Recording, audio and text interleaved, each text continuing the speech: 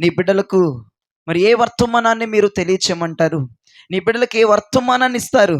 బాధలో, నిట్టూర్పుల్లో, నిస్పృహల్లో, బలహీనపరిచే దేహములతో నీ బిడ్డలు రాబోతున్నారు. నీ బిడ్డల్ని బలపరిచే వాక్కును విడుదల చేయండి. నీ బిడ్డలోనికి తెలియని శక్తి దిగి రావాలి. నీ బిడ్డలు తెలియని బలం పొందుకోవాలి. నీ బిడ్డలు తెలియని ఆరోగ్యమును పొందుకోవాలి. నీ బిడ్డలు సమాధానం పొందుకొని తిరిగి వెళ్ళాలి. మాట్లాడయ్యా అని ప్రభుని అడిగినప్పుడు పరిశుద్ధాత్ముడు నాతో మాట్లాడిన వాక్య ధ్యానం సంఖ్యాకాండం 11వ అధ్యాయము 23వ వచనం చదవగా విందాం. సంఖ్యాకాండం 11వ అధ్యాయము 23వ వచనం. 11:23. అందుకు యెహోవా మోషేతో ఇట్లా అన్నాడు, యెహోవా బాహుబలము తక్కువైనదా? యెహోవా బాహుబలం ఏమైనా తక్కువైందా? నా మాట నీ ఎడల నెరవేరునో లేదో ఇప్పుడు చూచెదవు. మోషే బయటకు వచ్చి యెహోవా మాటలను జనులతో చెప్పి, చాలు, దేవునికి మహిమ కలుగును గాక. మోషేతో యెహోవా మాట్లాడుతున్నాడు, మోషే, నా బాహుబలం ఏమైనా తక్కువైందా? నా మాట నీ ఎడల నెరవేరునో లేదో ఇప్పుడే మనం చూడబోతున్నాం. ఈరోజే మనం చూడబోతున్నాం. ఈ క్షణమే మనం చూడబోతున్నాం. ఎప్పుడో కాదు, ఇప్పుడే చూపిస్తా. ఇక కొన్ని నెలలు కాదు, ఈ నెలలోనే చూపిస్తాను. ఇక కొన్ని సంవత్సరాలు కాదు, ఈ సంవత్సరంలోనే చూపిస్తాను. అది ఇప్పుడే జరగబోతుంది. ఎప్పుడో సంగతి పక్కన పెట్టు, ఇప్పుడు చూపిస్తా. ఏం చూపిస్తా? నా బాహువు చూపిస్తా. నా బాహువు నీ పట్ల ఎలా ఉందో చూపిస్తా. నేను బాహువు చాస్తే ఏ కార్యాలు జరుగుతాయో చూపిస్తా. నేను నీ పట్ల ఒక మాట మాట్లాడాను కదా, అది నేను నెరవేర్స్తానో లేదో ఇప్పుడు చూచెదవు. ఇప్పుడే, ఈ రాత్రి, ఈ సంవత్సరమే, ఈ నెలలోనే దేవుడు నీ పట్ల గొప్ప కార్యాన్ని కలిగి ఉన్నాడు. ఇప్పుడే, ఎప్పుడో కాదు. వినండి చాలా బాగా, ఎప్పుడో కాదు, ఇప్పుడే అంటున్నాడు. ఎంత శక్తివంతమైన మాట మోషే చెవిలో పడింది. మోషే కంగారు పడిపోతున్నాడు. మోషే భయపడిపోతున్నాడు. మోషే దిగులు చెందుతున్నాడు. అయ్యా, ఇన్ని లక్షల మందికి మాంసాహారం ఎలా పెడతావు? మాట పోయిద్ది, పరువు పోయిద్ది, ప్రార్థన వ్యర్థమైపోద్దా, నా ఉపవాసం వ్యర్థమైపోద్దా, నా కష్టం వ్యర్థమైపోద్దా? నలిగిపోతున్నాడండి, బాధపడుతున్నాడండి, ఇబ్బంది పడిపోతున్నాడండి, కంగారు పడిపోతున్నాడండి, టెన్షన్ పడిపోతున్నాడండి. అలాంటి వాడి దగ్గరకు వచ్చి దేవుడు అన్నాడు, ఎప్పుడో కాదురా బాబు, ఇప్పుడే జరిగిస్తా, కంగారు పడమాక. దేవునికి స్తోత్రం కలుగునగాక. ఎప్పుడో కాదా, ఇప్పుడే. ఏంటయ్యా ఇప్పుడేనా? ఇప్పుడే. సమయం ఉండగానే నా మాట వింటున్నావా? నా మాట నీ ఎడల నెరవేరునో లేదో చూస్తావు నువ్వు. 2030లో కాదు, ఇప్పుడే చూపిస్తానంటున్నాడు. 2031 కాదు, ఏ సంవత్సరమో కాదు, ఈ సంవత్సరమే దేవుడితో మాట్లాడుతున్నాడు. ఏ నెలో కాదు, ఈ నెలే దేవుడితో మాట్లాడుతున్నాడు. నా కార్యము నీ పట్ల నేను చూపించబోతున్నాను. నా బాహువు నీ పట్ల చాపబోతున్నాను. నా మాట నెరవేరునో లేదో చూడబోతున్నావు. ఎప్పుడో కాదు రప్పించాడా, ఇప్పుడే జరగబోతుంది. కంగారులో, దుఃఖంలో, వేదనలో నలిగిపోయి చెదరిపోయి గుండె బాధతో ఉన్నోళ్ళతో ఈ రాత్రి దేవుడు మాట్లాడుతున్నాడు. ఇప్పుడే దేవుని మాటను చూస్తావు. దేవుడు ఏం చెప్పాడో అది ఇప్పుడే చూస్తావు. ఈ నెలే చూస్తావు, ఈ సంవత్సరం చూస్తావు. అవసరమైతే క్షణంలో జరిగిచ్చేస్తాడు. అది ఇప్పుడే. నోట్ చేసుకు, మాట బలమైన మాట. ఇప్పుడే. కంగారు పడమాక, వేదన చెందమాకు. నువ్వు కంగారు పడుతున్నావనే దేవుడి మాట మాట్లాడిస్తున్నాడు. నువ్వు బిడియంతో ఉన్నావని దేవుడి మాట మాట్లాడిస్తున్నాడు. నువ్వేదో టెన్షన్లో ఉన్నావు, అందుకే రాత్రి ఈ మాట నీతో మాట్లాడమని నాకు దేవుడు చెప్పి పంపించాడు. కంగారు పడుతున్న జనులారా, వేదన చెందుతున్న జనులారా, గుండె చదిరిన జనులారా, బలహీనమైన జనులారా, ఇక కంగారే మిగిలిందా? వేదనే మిగిలిందా? కష్టమే మిగిలిందా? నష్టమే మిగిలిందా? ఇదిగో భయంకరమైన వేదనలో కొట్టుకులాడుతున్నావా? ఇప్పుడే ఆయన బాహువు చాపబోతున్నాడు. ఇప్పుడే చూస్తా. నీ కంగారంత నిమిషంలో ఎగిరిపోద్ది. కాముగా ఉండ, మోషే ఎగురుతున్నాడు, కంగారు పడిపోతున్నాడు, టెన్షన్ పడిపోతున్నాడు. ఆకాశం తెరవబడట్లా, ఆ పూరేళ్లు రావట్లా. మాంసం పెడతానన్నాడు, 6 లక్షల కంటే ఎక్కువ కాల్బలం ఉంది. మాట తప్పుతాడేమో, మాట దాటేస్తాడేమో, అయ్యో నా పరువు పోద్దేమో, ఇన్ని లక్షల మంది జనం పూరేళ్లు పెడతాడని మాట ఇచ్చేసాడు. ఇప్పుడు ఏంటి పరిస్థితి? కంగారు పడిపోయి గుండెలు బాధేసుకొని తలపీకేసుకొని బీభత్సంగా ఉంటే, దేవుడని యెహోవా మోషే చూసిన కంగారు, మోషే పడుతున్న వేదన, మోషే పడుతున్న బాధ, మోషే పడుతున్న టెన్షన్ చూసి, అమ్మో వీడు గుండాకి చచ్చిపోతాడేమో, వీడి తలలో నరాలు పగిలిపోయి చచ్చిపోతాడేమో అని చెప్పి, మోషే కంగారు పడమాకురా, ఇప్పుడే నా మాట నెరవేరుస్తాను, ఈ రోజే నా మాట నెరవేరుస్తాను, పొద్దునే నా మాట నెరవేరుస్తాను, ఈ నెలలోనే నెరవేరుస్తా, ఈ సంవత్సరంలో నెరవేరుస్తా, ఈ గడియలోనే నెరవేరుస్తా, ఈ క్షణమే. ఏం భయపడొద్దు, ధైర్యంగా ఉండు. యెహోవా మాట నీ పక్షమున నెరవేరబోతుంది. ఎప్పుడో కాదండి, ఇప్పుడే. ఆ మాట ఎంత జీవమండి. నిజంగా ఎంత బలహీనంగా ఉన్నాడైనా, ఎంత కంగారులో ఉన్నాడైనా, ఎంత జుట్టు బిక్కుని పొజిషన్లో ఉన్నాడైనా, ఇప్పుడే చేస్తాను అని చెప్పిన మాటకి 1000 ఏనుగుల బలం వచ్చేయాలండి. కంగారేటో ఎగిరిపోవాలి, కష్టమేటో ఎగిరిపోవాలి, కన్నీరేటో ఎగిరిపోవాలి, దుఃఖమేటో ఎగిరిపోవాలి. మాట్లాడుతుంది మానవుడు కాదు, ఇప్పుడే చేస్తానంటుంది మానవుడు కాదండి, సైన్యములకు అధిపతి యెహోవా మోషేతో మాట్లాడాడు. హల్లెలూయా, దేవునికి మహిమ కలుగునుగాక. మీరు చాలా జాగ్రత్తగా వినండి. ఇజ్రాయేలు ప్రజల్ని దేవుడు ఐగుప్తు నుంచి విడిపించి నిదానంగా నడిపిస్తున్న క్రమం అది. నిదానంగా నడిపించుకొచ్చాడు. ఎర్ర సముద్రం దగ్గర ఆగిపోయారు వాళ్ళు. దేవుడు వాళ్ళని అక్కడ ఆపేశాడు.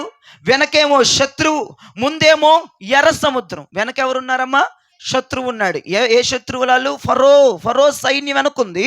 ముందు చూస్తే సముద్రం ఉంది, వెనక చూస్తే నొయ్యి, ముందు చూస్తే గొయ్యిలాగా పరిస్థితి ఏర్పడిపోయింది. అప్పుడు దేవుడు అన్నాడు, మోషే ఇక్కడ కూడా కంగారేంట్లా, నీ కంగారు మండిపోనుగాక, ఇదిగో నీ చేతిలో ఉందే కర్ర, ఆ కర్ర చాప అన్నాడు. దేవునికి స్తోత్రం చెప్పండి. ఆ కర్ర చాప, చీల్చేస్తా సముద్రాన్ని. చాపాడండి, సముద్రం వైపుగా కర్రని చాపాడు. ఏం జరిగిందో తెలుసా? కర్ర వెనకాల యెహోవా బాహువు చాపబడింది. కర్రే కనపడుతుంది జనాలకి. జనం అనుకుంటున్నారు, ఇదేంటి మోషే ఆ చిన్న కర్ర పట్టుకొని, ఆ చిన్న బెత్తం పట్టుకొని, చిన్నపిల్లలు ఆడుకునే కర్ర పట్టుకొని అంత పెద్ద సముద్రం వైపు చూపిస్తున్నాడు, అదేమన్నా చీలిపోద్దా, అదేమన్నా తొలగిపోద్దా అని విడ్డూరంగా చూస్తుంటే, నేను చెప్తున్నా వినండి, జనములందరూ కర్రనే చూస్తున్నారు, మోషే కూడా కర్రనే చూస్తున్నాడు. కానీ కర్ర వెనకాల యెహోవా బాహువు చాపబడింది. యెహోవా బాహువు కర్ర వెనకాల చాపబడింది.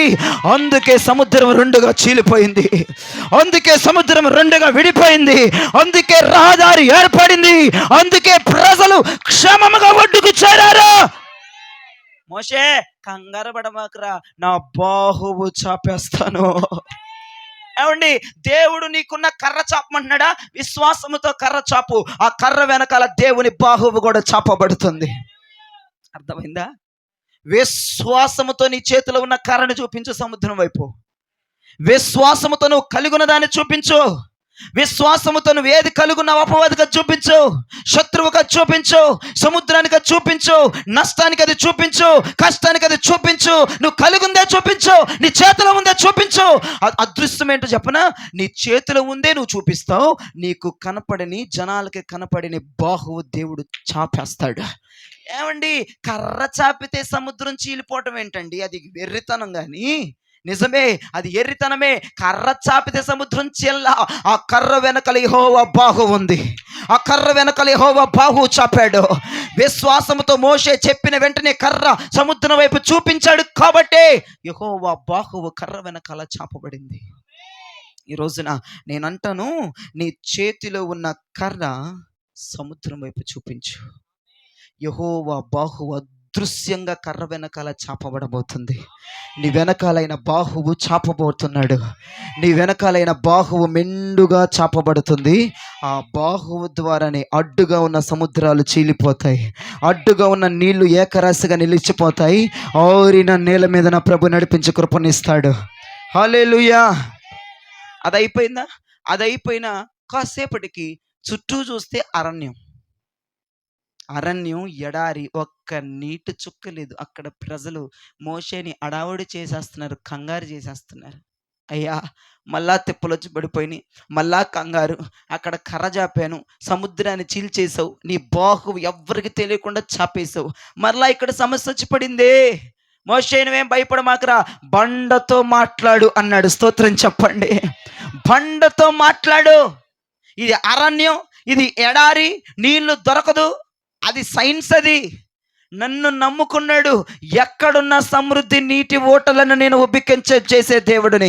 నిజమే, సైన్స్ ప్రకారం, లోకం ప్రకారం, మనిషి ప్రకారం, మనిషి జ్ఞానం ప్రకారం, శాస్త్రవేత్తల పరిశోధన ప్రకారం, సృష్టి పరిశోధన ప్రకారం ఎడారిలో నీరు రావటం అసాధ్యం, అరణ్యంలో నీరు దొరకటం అసాధ్యం. కానీ అక్కడ ఒక బండను దేవుడు ప్రిపేర్ చేసి పెట్టాడండి. ఆ బండతో మాట్లాడమంటున్నాడు. ఏమీ మాట్లాడేదండి పాపం బిడ్డడు. అట్లా చేతులు కట్టుకొని బండతో మాట్లాడుతుంటే ప్రజలందరూ మరలా వింతగా చూస్తున్నారు మోషేకెళ్ళి. వీడేందిరా, మా గొంతు ఎండిపోతే, మా కడుపు ఎండిపోతే, మా పేగులు ఎండి నశించిపోతుంటే మాతో మాట్లాడకుండా, మాకు సమాధానం ఇవ్వకుండా, నీళ్ళు ఎక్కడి నుంచి వస్తాయో చెప్పకుండా, ఎక్కడి నుంచి తెస్తాడో చెప్పకుండా, అసలు ఐగుప్తు నుంచి ఎందుకు తీసుకొచ్చాడో చెప్పకుండా, ఇదేమీ మాట్లాడకుండా బండతో మాట్లాడతాడు. మెంటలో చేసింది, పిచ్చోడైపోయాడు, కర్ణవేరి తెగిపోయింది, చిన్న మెదడు చితికిపోయింది, పెద్ద మెదడు డ్యామేజ్ అయిందని ఒక్కొక్కరు మాట్లాడుకుంటుంటే వినండి, కొద్దిసేపట్లో మోషే బండతో మాట్లాడిన తర్వాత బండ బద్దలైంది. విస్తారమైన జల ప్రవాహం ఆ ఇశ్రాయేలు ప్రజల మీదకి వచ్చింది. గట్టిగా చప్పట్లు కొట్టి ప్రభు నామాన్ని గణపరచండి. వాళ్ళు తాగగా ఇంకా నీటి ఓటలు ఉబుకుతూనే ఉన్నాయి, బండలో నుంచి జలము వస్తూనే ఉంది, విస్తారమైన జలం. వినండి, మాట్లాడింది మోషే, బాహువు చాపింది నా దేవుడు. ఏమండి, బండుతో మాట్లాడమన్నాడు. ఈరోజు నేను ఒకటే చెప్తున్నాను, మాట్లాడు. విశ్వాసముతో నువ్వు మాట్లాడగా నా దేవుడు బాహువును చాపబోతున్నాడు. మనం ఏం చేయాలమ్మా? విశ్వాసంతో మాట్లాడాలి. అనగారిపోయిన మాటలు, లోపంతో కూడిన మాటలు, అసంపూర్ణమైన మాటలు, చాతగానే మాటలు మాట్లాడొద్దు.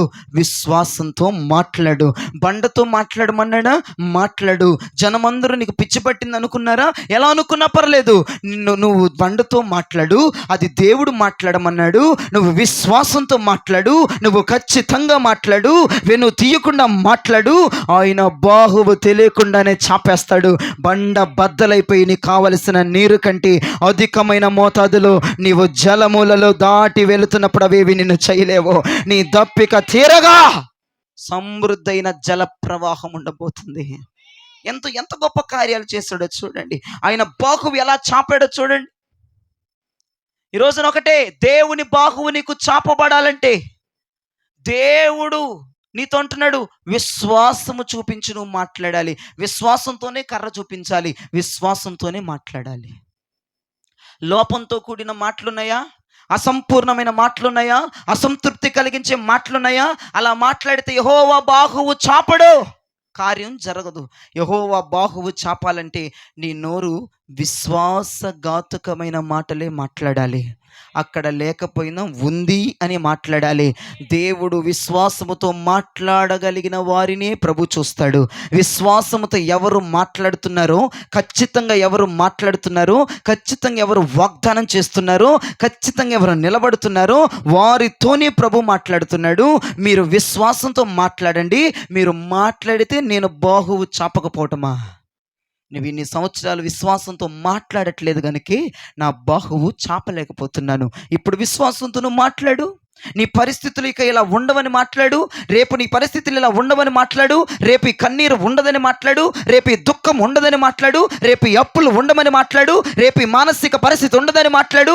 రేపు ఈ గలిబిలి ఉండదని మాట్లాడు. రేపు ఈ అనారోగ్యం ఉండదని మాట్లాడు. రేపు మంచి రోజులు రాబోతున్నాయని మాట్లాడు. రేపు ఆశీర్వదించబడుతున్నానని మాట్లాడు. రేపు దేవుడు దీవిస్తున్నాడని మాట్లాడు. నీ నోరు తెరిస్తే నీ నోరు విశ్వాసఘాతకాలు మాట్లాడు. ఎందుకు రాదు? యెహోవా హస్తము, బాహువు బార చాపి నిన్ను ఆశీర్వదించడానికైనా బాహువు రాబోతుంది రాత్రి. నువ్వు విశ్వాసముతో మాట్లాడు. మోషే విశ్వాసంతో మాట్లాడినట్లుగా నీవు కూడా విశ్వాసముతో మాట్లాడవలసిన అవసరం ఎంతగానో ఉంది. ఒక మాట చెప్తున్నాను వినండి, పచ్చ బొట్టు మాదిరి గుండెల మీద రాసుకోండి. విశ్వాసముతో ఏ సహోదరి అయితే మాట్లాడిద్దో, విశ్వాసముతో ఏ సహోదరుడైతే మాట్లాడతాడో, ఖచ్చితంగా వాళ్ళ వెనకాల యెహోవా బాహు ఉంటుంది. ఖచ్చితంగా నేను చెప్తున్నాను, నా దేవుని మాట నా నోటి నుంచి రూఢిపరుస్తున్నాడు ఈ రాత్రి. ఖచ్చితంగా ఆయన బాహు ఇలా చాపుంచుతాడు నీ పట్ల. సముద్రం చీలకపోవటం ఆయన బాహువు చాపిన తర్వాత, బండ బద్దలవకపోవటం ఆయన బాహువు చాపిన తర్వాత, ఎడారంతా కూడా మహిమ కలిగిన స్థలంగా మారకపోవటం ఆయన బాహువు చాపిన తర్వాత, ఆయన బాహువు అంత గొప్పది. ఆయన బాహువు చాపబడాలి అంటే విశ్వాసముతో మనందరం మాట్లాడుదుముగాక. విశ్వాసముతో మనందరం మాట్లాడుదుముగాక. రాజు వచ్చాడు, అయ్యా 3 సంవత్సరాలు అయిపోయిందయ్యా, కరువు తీరలేదు, వర్షం పడలేదు, పంటలు పండలేదు, భూమి ఎండిపోయింది, భూమి నెగరిచ్చిపోతుంది, భూమి బీట్లిచ్చేస్తుంది అయ్యా, సారం ఇవ్వదు అయ్యా, భూమి పంట ఇవ్వట్లేదు, వర్షం రావట్లేదు, మా అవసరాలు తీరబడట్లేదు, 3 సంవత్సరాలు కరువు, 3 సంవత్సరాల బాధ, 3 సంవత్సరాలు ఉపసం. ఏదో ఒకటి చెయ్యి దైవజనుడా, నువ్వు మాట్లాడితే కార్యం జరిగిద్దయ్యా, నువ్వు ఆజ్ఞాపించయ్యా వర్షం పడాలని. వర్షము పడిద్దని ఒక అన్య రాజు మాట్లాడుతున్నాడు ఎలీషా దగ్గరికి వచ్చి. అన్య రాజు ఏలియా వద్దకు వచ్చి మాట్లాడుతున్న మాటలు, ఒక అన్య రాజు మొరపెడుతున్న మాటలు, ఒక అన్య రాజు ఒక దైవజనుని వద్దకు వచ్చి అతని బాధ, అతని గోడు చెప్పుకుంటున్న సమస్యలు. అయితే ఆ దైవజనుడి పక్కన ఇంకో సేవకుడు ఉన్నాడు. ఒరేయ్ సేవకుడా, నువ్వు వెళ్ళి డాబా ఎక్కి చూడు, ఆ పైకి ఎక్కి చూడు, ఆ మేఘం వచ్చిందా రాలే చూడు. రాలా. ఎవరు?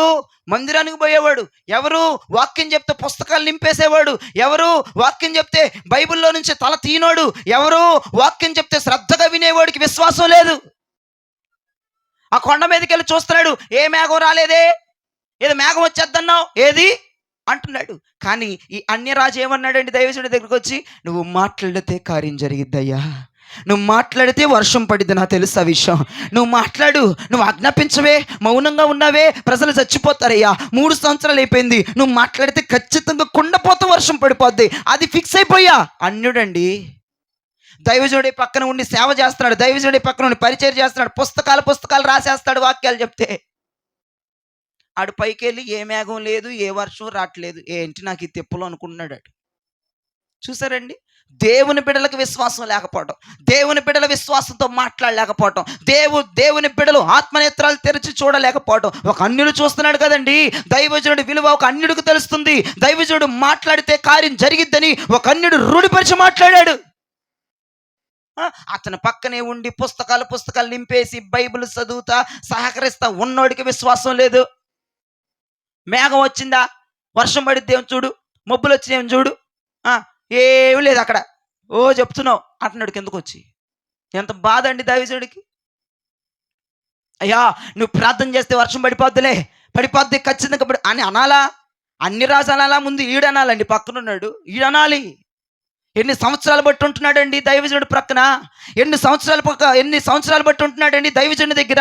అతడు చేసిన కార్యాలు చూస్తూ, అతడు చేసిన అద్భుతాలు చూస్తూ పెరిగినవాడు, చూస్తూ సేవ చేస్తున్నవాడు.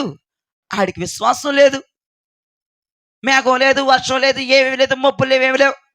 పొద్దాకలు పంపిస్తావు, అరే రెండోసారి వెళ్ళు, ఏమి లేవురా బాబు, నాయన నన్ను చంపకు నాయన, ఏ పాపం చేసుకున్నానో నీ పక్కన సేవకుడుగా తగలడ్డాను, లోపల ఫీలింగ్. ఈ రోజున దేవుని బిడ్డలకే విశ్వాసం లేకపోవటం, ఈ రోజున దేవుని విలువ తెలుసు కూడా, ఆయన శక్తి ఏంటో తెలుసు కూడా విశ్వాసం ఉంచకపోవటం, విశ్వాసంతో మాట్లాడలేకపోవటం. నేను చెప్తున్నాను, విశ్వాసంతో ఎవడైతే మాట్లాడతాడో ఖచ్చితంగా యెహోవా బాహు వాళ్ళ కుటుంబాల మీద చాపబడబోతుంది, యెహోవా బాహు ఆ వ్యక్తుల మీద చాపబడబోతుంది, యెహోవా బాహు వారి జీవితాల మీదకి రాబోతుంది. హల్లెలూయా, హల్లెలూయా. అమాలేకీయులు ఇశ్రాయేలు ప్రజల మీదకి యుద్ధానికి వచ్చారు. మోషే చేసిన పని ఏంటో తెలుసా?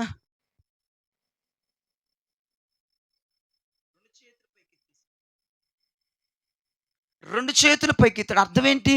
2 చేతులు పైకెత్తాడంటే అర్థం ఏంటి? ఇక నా వల్ల కాదు, నువ్వే చెయ్యాలి, మాదేమీ లేదయ్యా, నువ్వే జరిగించాలి, ఇప్పుడు నువ్వే యుద్ధం చేయాలి, ఇప్పుడు నువ్వే దిగి రావాలి, అమాలేకులు నువ్వే తుక్కుగా సంహరించాలి. నా వల్ల కాదు, మా వల్ల అసలు కాదు, మా శక్తి వల్ల కాదు, మా బలం వల్ల కాదు, మా జ్ఞానం వల్ల కాదు. అందుకే 2 చేతులు పైకెత్తమంటాడు సేవకుడు. నువ్వేమో రాజకీయ నాయకుడిలాగా ఒకసారి ఎత్తుతావు, ఇట్ట అల్లులి చెప్పమన్నా ఒక చెయ్యి, మళ్ళీ అది కూడా పొట్టుకురస్తే ఎత్త కూడా ఎత్తవు. రాజకీయ నాయకుడు అంట ఒక చెయ్యి ఎత్తుతాడంట, దేవుని బిడ్డలంటే 2 చేతులు ఎత్తుతారండి. ఇప్పుడు మీరు ఆమెన్ చెప్తే నాకు చూడాలని ఎట్ట చెప్తారు చెప్పండి ఆమెనని. మీరందరూ క్రైస్తవులేండి, నేను పొరపాటు పడ్డాను, రాజకీయ వ్యక్తులు అనుకున్నాను, సారీ. మీరందరూ క్రైస్తవులు, నన్ను మన్నించండి. ఎందుకంటే 2 చేతులు ఎత్తినవాడు క్రైస్తవుడు అని గుర్తిస్తుంది లోకం. ఒక చెయ్యి ఎత్తినవాడు రాజకీయ నాయకుడు పెళ్ళేమో, రాజకీయ నాయకుడు కొడుకేమో అనుకుంటారు. లేదంటే ఏమే రాజకీయ నాయకురాలేమో, ఈడే రాజకీయ నాయకుడేమో అనుకుంటారు. కాబట్టి ఒక చెయ్యి పొట్టుకురస్తే ఎత్తకుండా ఆమెన్ చెప్పినప్పుడు, అల్లెలు చెప్పినప్పుడు 2 చేతులు దైవ బలంతో ఎత్తండి. ఎందుకంటే నాదేమీ కాదు, నువ్వే చెయ్యాలని అర్థం 2 చేతులు ఎత్తితే.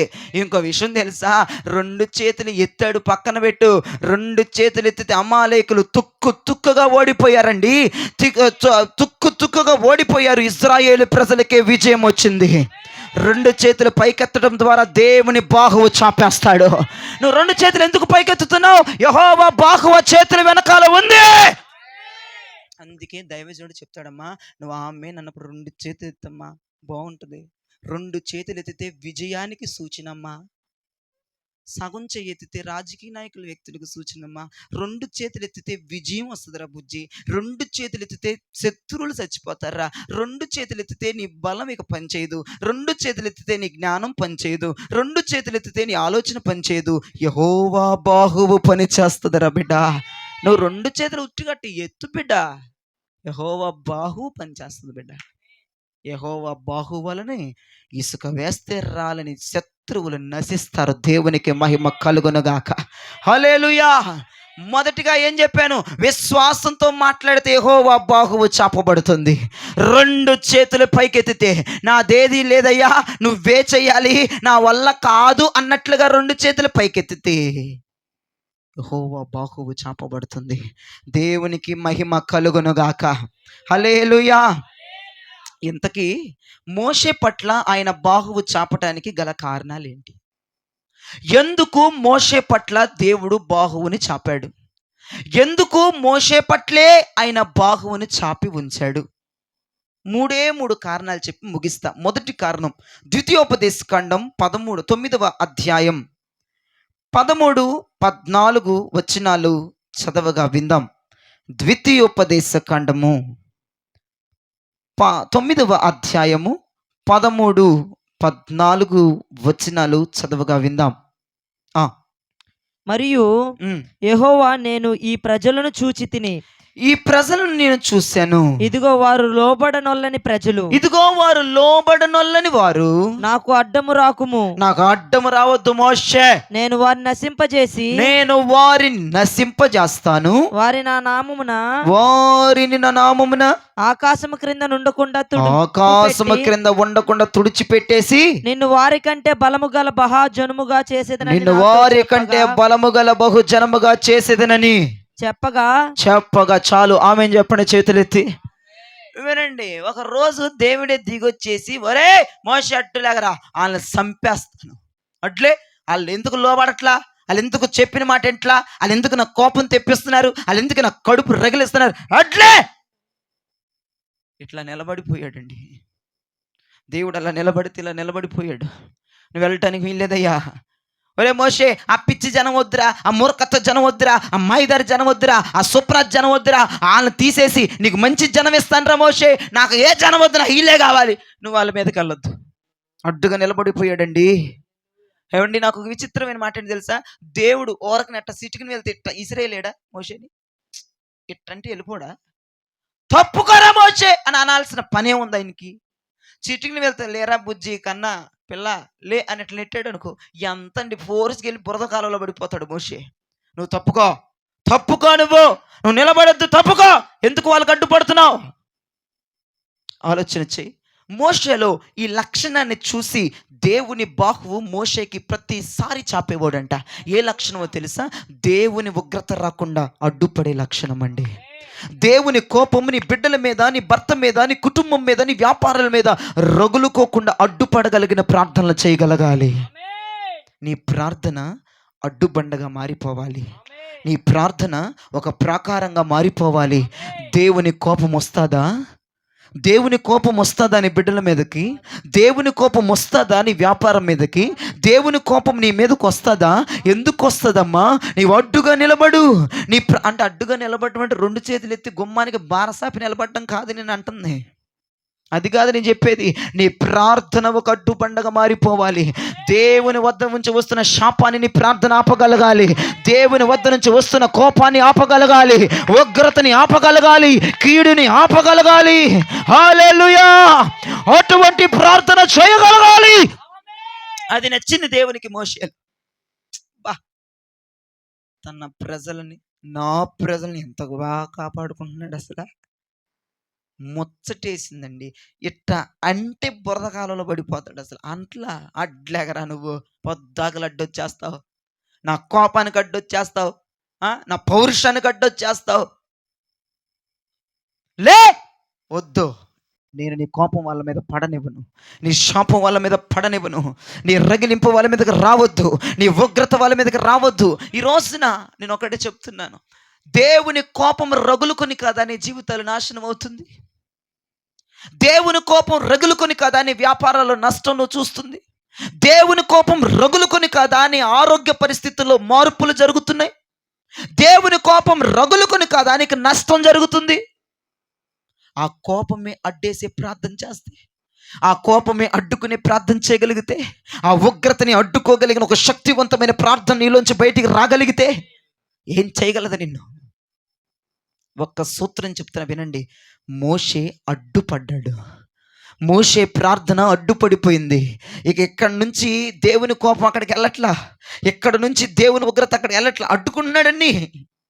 వద్దయ్యా, వద్దు, తట్టుకోలేవయ్యా, తట్టుకోలేవు నీ ఉగ్రత, తట్టుకోలేవయ్యా నీ కోపం, వద్దు. ప్రార్థన చేయగలుగుతున్నావా?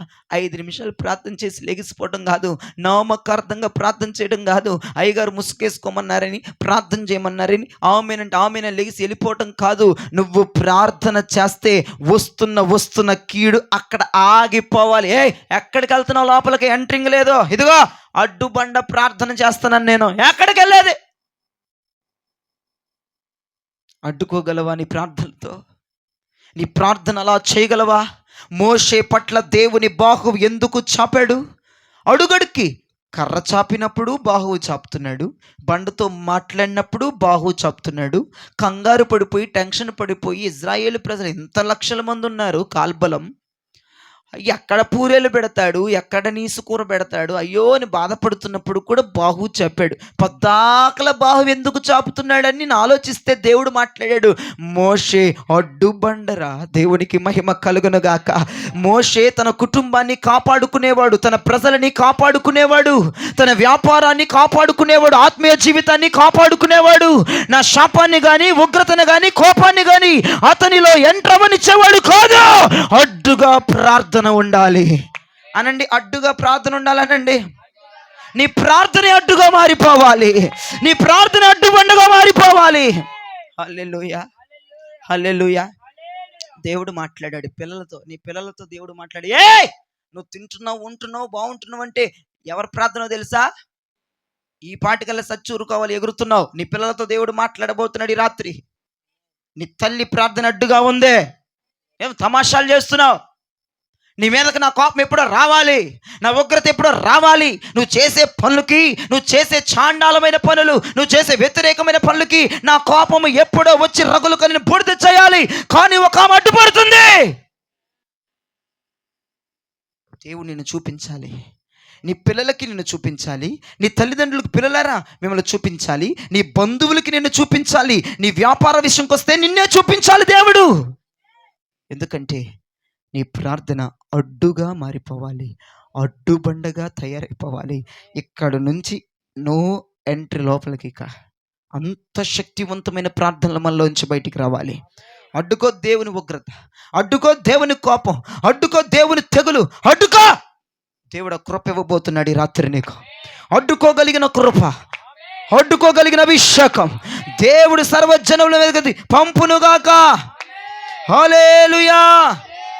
దేవునికి మహిమ కలుగునుగాక. ఆలోచన చేద్దామా? ఆలోచన చేద్దామా?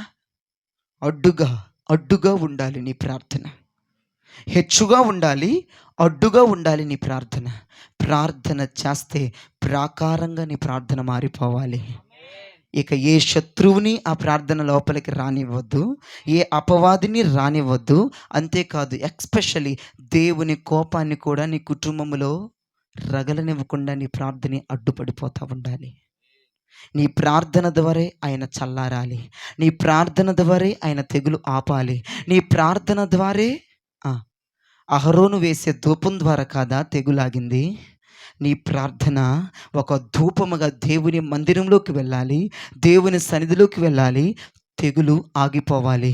నీ ప్రార్థన ద్వారా అడ్డుబండగా ఆయన కోపానికి అడ్డుపడిపోవాలి. మీరు ఆమేన్ చెప్పకపోవటం ఒక నిర్లక్ష్యతనం, ఒక దిక్కుమాలితనం. నీ ప్రార్థన ద్వారా తెగులాగాలి అన్నాను. ఎంత హుషారుగా ఆమేన్ చెప్పాలి నువ్వు. నీ ప్రార్థన ద్వారా దేవుడు ఉగ్రత ఆగిపోవాలి అన్నాను. నీ ప్రార్థన ద్వారా దేవుని కోపం ఆగాలి అన్నాను. నీ ప్రార్థన ద్వారా నాశనం చేద్దామని వచ్చిన వాడు నాశనం చేయకుండా వెళ్ళిపోవాలి అన్నాను. నీ ప్రార్థన ద్వారా శత్రువులు మారిపోవాలి అన్నాను.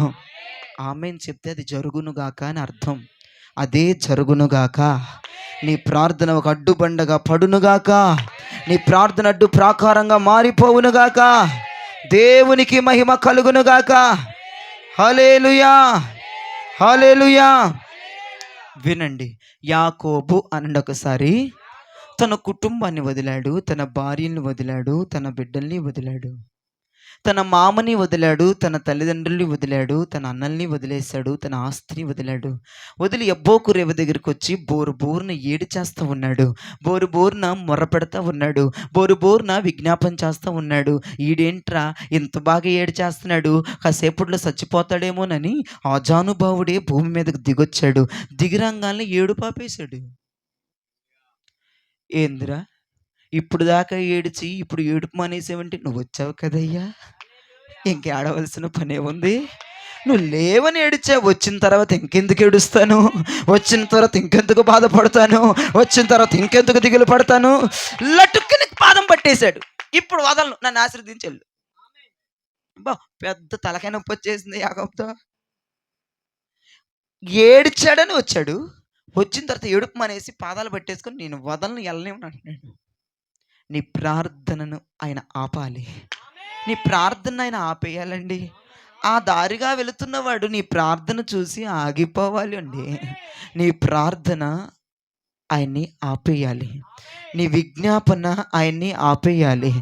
ఆయనని వదలననాలి, ఆయనని పంపించననాలి, ఆయనని విడిచిపెట్టననాలి. నీ ప్రార్థనలో అలా ఉండాలి.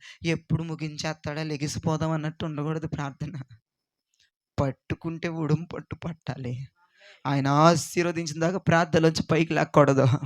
నీ ప్రార్థన ఆయన ఆపేయాలండి. నీ ప్రార్థన ఆయన్ని ఎల్లనివ్వకూడదండి. నీ ప్రార్థన ఒక అడుగు కూడా వేయనివ్వకూడదండి. అంతేగాని ఎప్పుడు ముగిస్తాడా, ఎప్పుడు ఆమెనంటాడా, లెగిసి చేతులు దులుపుకొని ఇళ్ళకి వెళ్ళిపోదాం అన్నట్టు ఉండకూడదు ప్రార్థన. పట్టుకుంటే ఉడుంపట్టు, ప్రార్థనలో ఉడుంపట్టు పట్టాలి. దేవునికి స్తోత్రం చెప్పండి.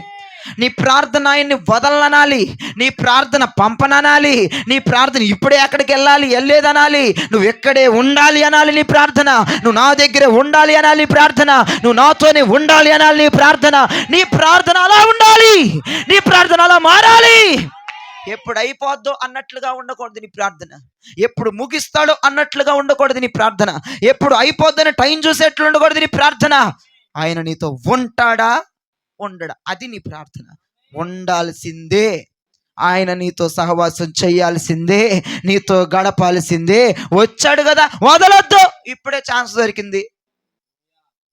ఆయన కొరకు ఎంతో మంది ఎదురు చూస్తున్నాడు. నీ దగ్గర వచ్చి నిలబడితే వదలకుండా లూజుగా పట్టుకుని వదిలేస్తూ ఉంటావు. టయాలు చూసి ప్రార్థనలు చేస్తావు. ఆమెనంటే పుసుక్కులు లెగిసిపోతావు, వెళ్ళిపోతాడు, మళ్ళీ దొరకడు. పొద్దాకలు దొరికేవాడు అనుకున్నావా? వాక్యం ఒక మాట ఉంది, ఆయన దొరుకు కాలమున ఆయన వెదకండి. పొద్దాకలు దొరకండి. నీకు అర్థమైందా?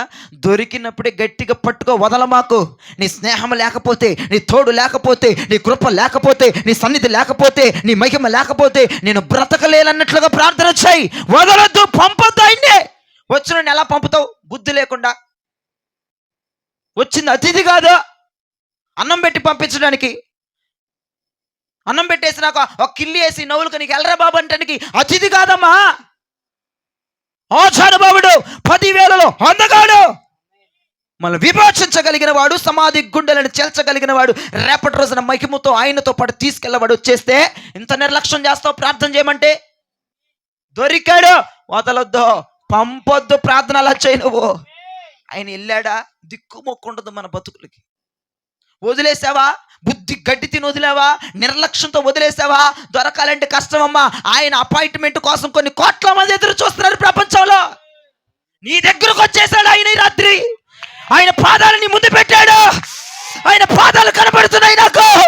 వదలమాకు, పట్టుకో, వదిలిపెట్టమాకు, పట్టు, బలమైన పట్టు, ఊడం పట్టు. అపాయింట్మెంట్ దొరక్క గుండెలు బాదుకుంటున్నారు సార్ రాజకీయవేత్తలు. గొప్ప గొప్ప వారు లైన్లో నిలబడుతున్నారు సార్. ఆయన వచ్చి మన కళ్ళ ముందు నిలబడ్డాడమ్మా. ఆయన పాదాలు కనబడుతున్నాయమ్మా.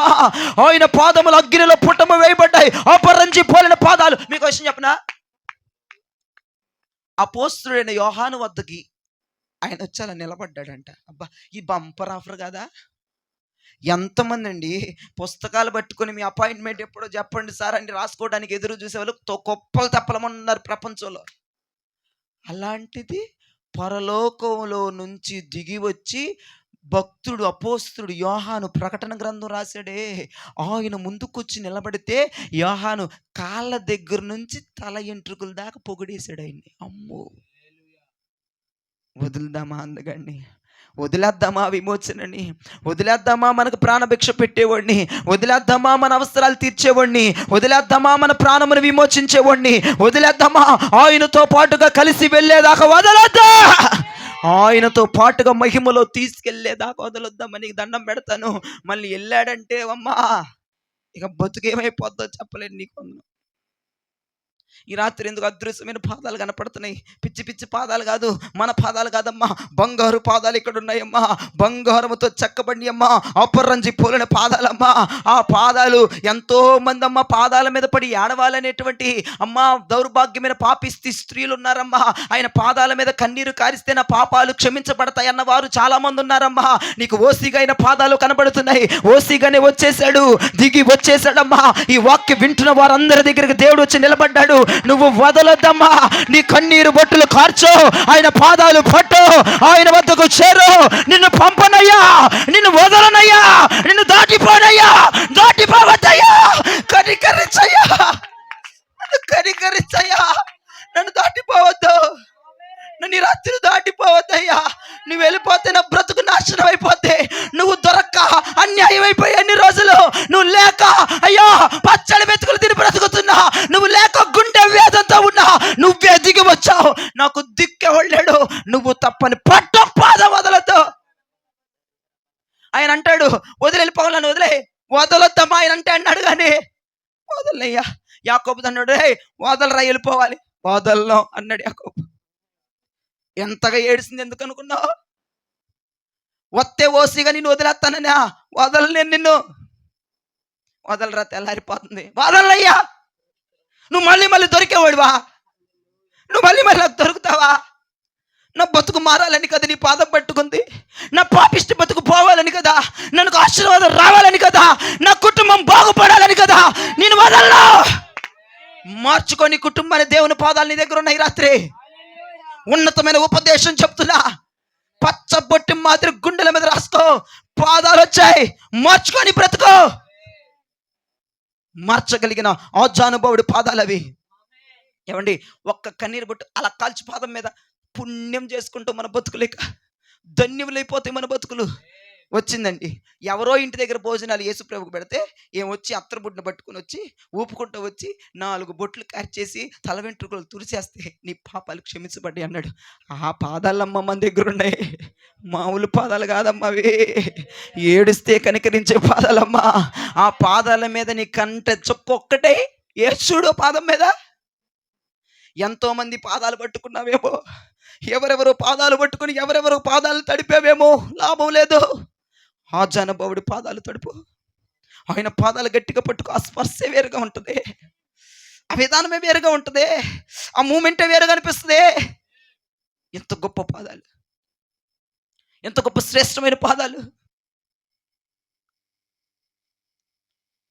యాకోబు ఆయన పాదాలు చూడంగానే, అమ్మో, భూప్రపంచం మీద ఇటువంటి పాదాలు నేను ఎన్నడూ చూడలేదే, టుక్కున పెట్టేసుకున్నాడు.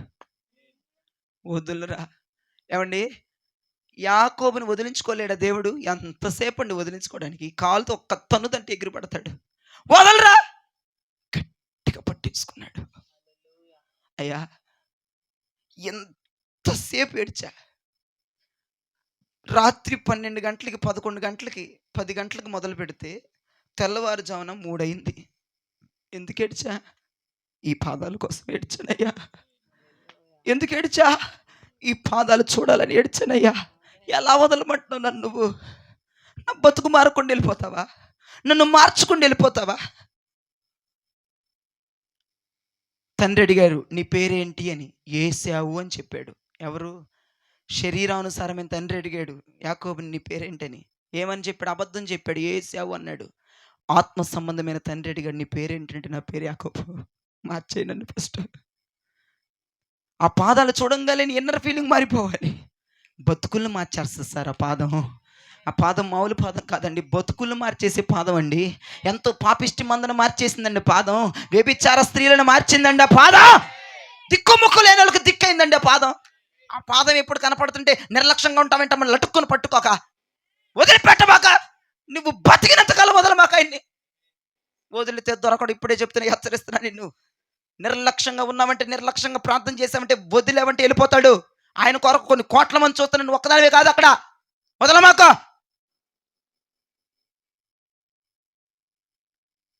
ఆయన పాదాలు దొరికినాయి, పట్టుకో. ఒప్పుకున్నాడు, పాదాలు పట్టుకున్నాడు, ఒప్పుకున్నాడు. ఒప్పుకో. నీ మోసతనం, నీ వ్యతిరేకతనం ఒప్పుకో. దేవుని దగ్గర ఖచ్చితంగా ఆయన బాహు చాపబడుతుంది మనకి. హల్లెలూయా, హల్లెలూయా. అంతే, దేవుని పాదాలు దొరికాయా, యాకోబులు ఇజ్రాయేలులుగా మారిపోయారు. దేవుని పాదాలు దొరికాయా, యాకోబు ప్రవక్తన మారిపోయింది. దేవుని పాదాలు దొరికాయా, ప్రోగ్రాం వేరేగా మారిందండి. చంపడానికి 400 మందిని కత్తెట్టుకుని వస్తున్న అన్నయ్య ఊరేగింపుతో తమ్ముడిని తీసుకెళ్ళటం. ప్రోగ్రాం ఎంత బాగుంది, ఎంత బాగా డిజైన్ చేశాడు ప్రోగ్రాం. ఆ పాదం దొరక్కపోతే 400 మంది కాదు, అన్న తీసే కత్తితో ఎప్పుడో చచ్చేవాడు. 400 మంది కత్తులు పట్టుకుని వస్తున్నారు. 400 మంది సిద్ధమవుండ్రా, నా తమ్ముడు ఉన్న జాడ నాకు తెలిసింది, నా తమ్ముడిని ఎదుర్కోవాలి, నా తమ్ముడిని కండలుగా తునాతునకలాగా నరికవతలయ్యాలి ఆడు చేసిన తప్పుకి అని బయలుదేరారు వాళ్ళు. ఈ లోపే దేవుని పాదాలు ప్రత్యక్షమైపోయాయి. శత్రువులకి చుక్కలు చూపించాడు యాకోబు పట్ల దేవుడు. యాకోబు కాదు, ఇజ్రాయేల్ అక్కడ ఆశీర్వదించబడినాడు. అక్కడ అన్నయ్య కత్తితో వచ్చావు కదా, ఆ కత్తి పక్కనేసి పల్లకిలో ఊరేగింపుకుంటా ఇంటికి తీసుకెళ్ళాడు. ఎంత మంచి ప్రోగ్రాం అది. పల్లకిలో డబుకులు పెట్టి, కత్తులు పట్టుకున్న చేతులు డబుకులు మోగిస్తా వెళ్ళటం అనేది ఎంత ఆశీర్వాదకరం అండి. అందుకే అంటున్నా, దేవుని పాదాలు ఎవరికి దొరకవు. దొరికింది కదా, పట్టుకో, ఛాన్స్ దొరికింది అంతే, వదిలిపెట్టబాకు అన్న. ఆ విలువ నాకు తెలుసు, నువ్వు కూడా తెలుసుకో అంటున్నా. శత్రువులు కూడా అణిగిపోతారు సార్ ఆ పాదం పట్టుకుంటే. మనం శత్రువులు కూడా మారిపోతారు సార్ ఆ పాదం పట్టుకుంటే. శత్రువు ప్లాన్లన్నీ నాశనం అయిపోతాయి సార్ ఆ పాదం పట్టుకుంటే. శత్రువు కుట్రలన్నీ నీ కుటుంబంలో జరగకుండా సర్వనాశనం అవుతాయండి ఆ పాదం పట్టుకుంటే. పట్టుకోవమ్మా పాదాన్ని. దిక్కులు చూస్తున్నావు ఇక, పట్టుకో గట్టిగా. వాడి కుట్రలు, వాడి శపథాలు, నాశనకరమైన శాపాలు అణిగిపోవాలంటే దొరికిన పాదాలు పట్టుకో. దేవుని బాహువు నీకు చూపించబోతున్నాడు. నామకార్థ ప్రార్థనలు పోవునుగాక. మన ప్రార్థన ఏం చేయాలమ్మా? దేవునికి అడ్డుగా, దేవుని కోపాన్ని ఆపగలిగిన ప్రార్థన, దేవుని ఉగ్రతని ఆపగలిగిన ప్రార్థన చేయాలి. అంతేకాదు, దేవుణ్ణి వదలని ప్రార్థన కూడా చేయాలి. వదిలిపెట్టని ప్రార్థన కూడా చెయ్యాలి. విడిచిపెట్టని ప్రార్థన కూడా చెయ్యాలి. అప్పుడే దేవుని బాహువు చాపబడుతుంది. హల్లెలూయా, హల్లెలూయా. మోషేలో ఒక మంచి లక్షణం చెప్పండి, అడ్డుపడతాడంతే. మోషే ప్రార్థన ఎలాంటిదమ్మా? అడ్డుపడే ప్రార్థన. నువ్వు కూడా ఈరోజు ప్రార్థన చేస్తావంట, అడ్డుపడే ప్రార్థన చేస్తావంట. దేవుని కోపాన్ని ఆపే ప్రార్థన చేస్తావంట, దేవుని ఉగ్రతను ఆపే ప్రార్థన చేస్తావంట, దేవుని తెగులు ఆపే ప్రార్థన చేస్తావంట, ఆశీర్వాదమే వచ్చే ప్రార్థన చేస్తావంట, దీవెన వచ్చే ప్రార్థన చేస్తావంట, శుభం వచ్చే ప్రార్థన చేస్తావంట, దొరికితే వదలని ప్రార్థన చేస్తావంట. చేస్తావా చేయవా? దేవునికి స్తోత్రం చెప్పండి చేతులెత్తి. ఇక రెండో చెప్పేద్దాం ఆలస్యం లేకుండా. సంఖ్యాకాండం 11వ అధ్యాయము 16, 17 వచనాలు. సంఖ్యాకాండం 11వ అధ్యాయము 16, 17 వచనాలు. అప్పుడు యెహోవా మోషేతో ఇట్లా అన్నాడు, జనులకు ఆ పెద్దలనియు ఆ అధిపతులనియు ఆ నీవెరిగిన ఇశ్రాయేలీయుల పెద్దల నుండి ఆ 70 మంది మనుష్యులను ఆ నా యొద్దకు పోగు చేసి ఆ ప్రత్యక్షపు గుడారమునకు ఉమ్, వారిని తోడుకొని రమ్ము. ఉమ్, అక్కడ వారు నీతో కూడా నిలవబడవలెను. ఆ నేను దిగి ఉమ్. అక్కడ నీతో మాట్లాడేదను. చాలండి, నా వైపు చూడండి. అక్కడ సీన్ చెప్తా వినండి. దేవుడు అన్నాడు, మోషే, ఇజ్రాయేలీలో పెద్దలు నీకు ఎవరనిపిస్తున్నారు? పెద్దలు పెద్దలు, చిన్నోళ్ళు కాదు, పెద్దలు 70 మందిని ఎన్నుకో, ప్రత్యక్షపు గుడారం దగ్గర తీసుకురా, వాళ్ళతో పాటుగా నువ్వు నిలబడు, అప్పుడే నేను నీతో మాట్లాడతాను అన్నాడు. అక్కడ అన్నాడని లేదా? అప్పుడే మాట్లాడతావా లేకపోతే మాట్లాడవా ఏంటి? ఐగుప్తుకి వెళ్ళినప్పుడు ఈ 70 మంది ఉన్నారా? ఐగుప్తుకి వెళ్ళినప్పుడు ఈ 70 మంది కష్టపడ్డారా? ఐగుప్తుకి వెళ్ళినప్పుడు ఈ 70 మంది చెమట వచ్చాడా? ఐగుప్తుకి వెళ్ళినప్పుడు మోషే ఒక్కడేగా కష్టపడింది ఇజ్రాయేల్ ప్రజల కోసం. వాళ్ళని బయటికి తీసుకురావడానికి మోషే ఒక్కడేగా కష్టపడింది. ఈ 70 మంది కూడా వాళ్ళల్లో ఉండి తిని తిరిగిన వాళ్ళేగా. ఇప్పుడు అంటాడు, ఈ 70 మందితో నువ్వు నిలబడాలి, నిలబడితేనే నిన్నుతో మాట్లాడతా. ఏంటయ్యా టూ మచ్ చేస్తున్నావు? కష్టం నాది, ప్రయాసం నాది, లాభం మారిందా? ఎంత కష్టపడ్డాను, నన్ను వాళ్ళతో పోలుస్తున్నావేంటి? చి వాళ్ళ స్థాయి ఏంటి, నా స్థాయి ఏంటి? వాళ్ళ పదవేంటి, నా పదవేంటి? వాళ్ళ కులవేంటి, నా కులవేంటయ్యా? వాళ్ళ పక్కన నన్ను నిలబెడతావేంటి? నేను ఎవరిని? ఎవరివి? నేను ఎవరిని అనుకున్నావు? నా ఇంటి పేరేంటి అనుకున్నావు? నా గోత్రం ఏంటి?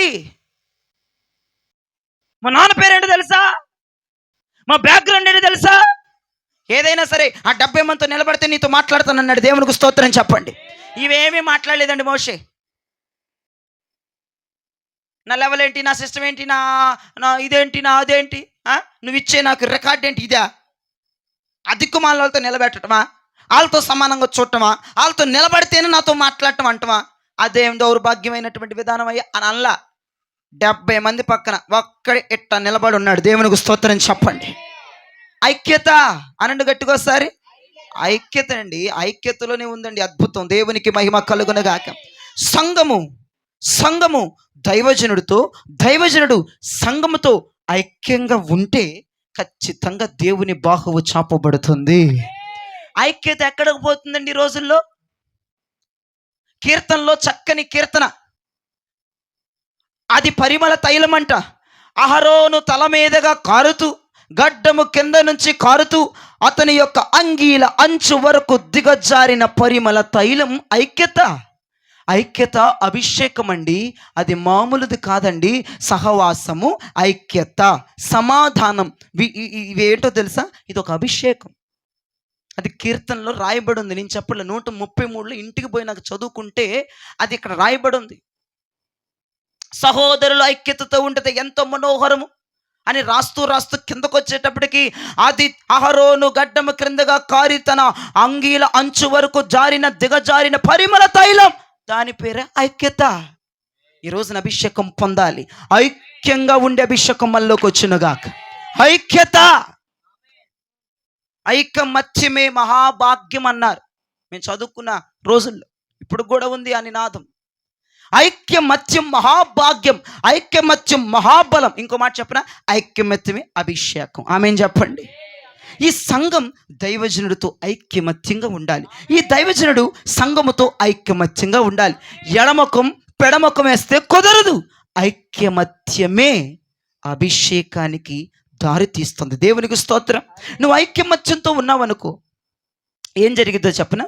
ఆయన బాహువు నీ మీదకి ఇలా బార చాపుతాడు. ఆమేన్ చెప్పండి. నువ్వు ఐక్యమత్యంగా ఉన్నావనుకో, ఐక్యంగా ఉన్నావనుకో, ఐక్యం ఉన్నావు, సహవాసం, సమాధానం ఉందనుకో, నీలో ఐక్యత ఉందనుకో, ఖచ్చితంగా ఇలా చాపుతాడు చెయ్యి. అంతే. అర్థమైందా? కుప్పలు తెప్పలు మిరాకిల్స్ జరిగిపోతాయి ఆయన బాహువు చాపితే. ఒక్కడే ఇలా చాపాడంటే చెయ్యి, ఎంతసేపు దక్షిణ హస్తాలు ఎన్ని అద్భుతాలు ఉన్నాయి. ఒక్క చేతిలో, ఆయన కుడి చేతిలో ఎన్ని అద్భుతాలు ఉన్నాయి, ఎన్ని ఆశ్చర్య కార్యాలు ఉన్నాయి. ఐక్యతగా ఉండటం నేర్చుకో. ఎంతకాలం ఎల్లకేళ్ళకి ఐక్యతే సహవాసమే, సమాధానమే చివరికి నిలబడుతుంది. ఇది ఎప్పుడు కాపాడుకో అని నేను చెప్తున్నాను.